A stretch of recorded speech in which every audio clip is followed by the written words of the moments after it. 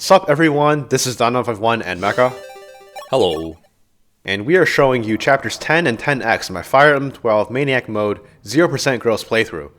Chapter 10 is called The Two Mages, and the two mages that the title is referring to, one of them is Merrick, whom we all know and love from Shadow Dragon and also from the prologue of this game. The other mage, we don't know yet, his name is Elrin, or his official localization is Arlen, but in this version of Translation Patch, he's still called Elrin.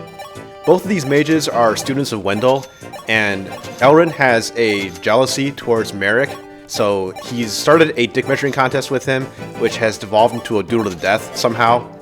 But before we go station intervention, we're going to sell some items at the armory, and here we have to part ways with some of our most beloved iconic weapons, like an unforged copy of the Glue Factory, or Bantu's 2 Firestones, which are probably worth more when sold than anything the Bantu can hope to do with them himself, so rip Bantu. And then there's Steel Sword and the Steel Sword formerly known as Iron Sword. We have to bid for one of them as well. I've grown a little bit attached to them, but not enough so that I wouldn't sell them for 437 gold apiece, and I hope that the armor can provide for them a new loving home. They will be sorely missed. So I'm going to talk about the chapter a little bit while we're still selling stuff. The concept is that duel to death between the two mages, and the idea is that you cannot stop it happening no matter what. Arlen starts on the throne and he has the Thoron Tome equipped, while Merrick starts with an Excalibur equipped. Now, we can unequip Merrick's Excalibur and stop him from killing Elrium before we can recruit him with Wendell, but there is no real way to avoid Elrin from having a chance of killing Merrick, because the Thoron Tome is crit on him. Merrick starts with a pure water, but even if you use it, the Thoron crit will kill him, even with the rest boost, so that is unfortunate. You can try running away with Merrick, but he'll just get attacked by other enemies, and they start in each other's range with the same movement, so there's no way to avoid an attack by him. The only way we can stop it is by getting Wendell closer to it, and the fastest way to do that is to call upon the power of the Draco Pope and fly across the lake section in the north of the starting point.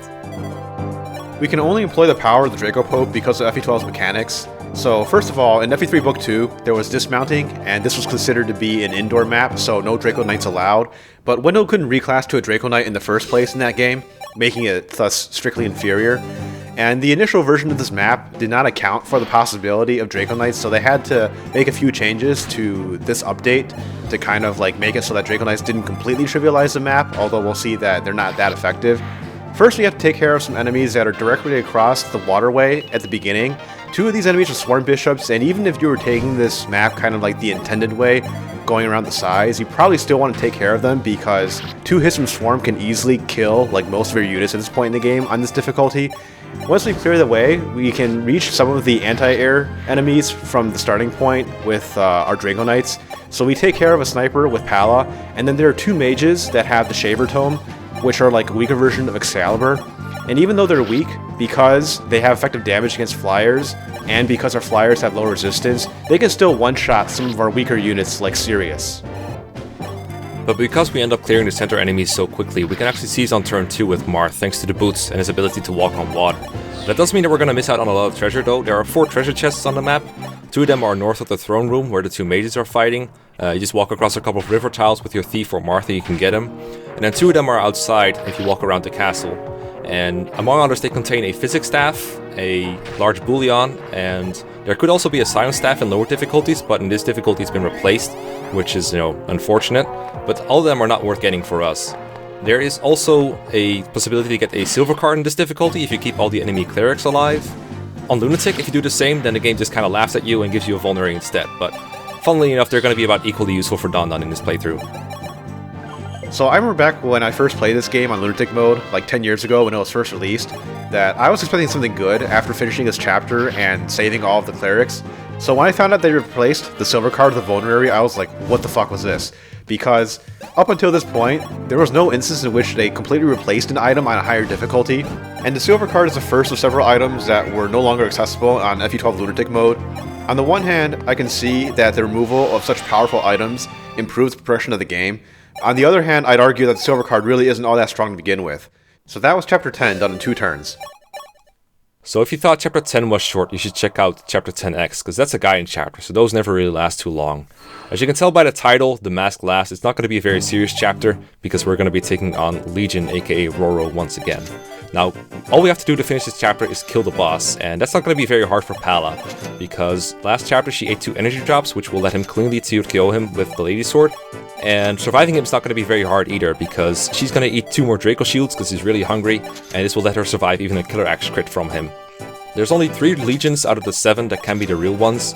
They're all in the top row, and the only tricky part that we have to do is figure out which of them it is. The other supposed tricky part of this chapter is protecting Horus from the copies of Legion that have hammers. Horus is a new addition to Shadow Dragon, and as such, they had to find a way to shoehorn him into this game somehow. And if you read the script, it makes no sense at all why he's here, but we don't really care about that. We're just glad that we can add him to the team, because Horus is a pre-promoted unit with okay bases and a good lance rank, and even though he's pretty useless right now, we're going to see him do some work in a later chapter. So the trick to finding the real copy of Legion you'll see in action here, you start by placing your cursor on any copy of Legion, preferably one that's not in the top row, although you can start in the top row like I do here, and then you press L to cycle through each copy of Legion in the bottom until you get back to one in the top. And the first one that you get back to on the top row is a real copy of Legion. Once you've identified the correct one, then all you have to do is to switch the positions of Fina and your boss killer, and then you can just run up to him and kill him in turn 1 to end the chapter.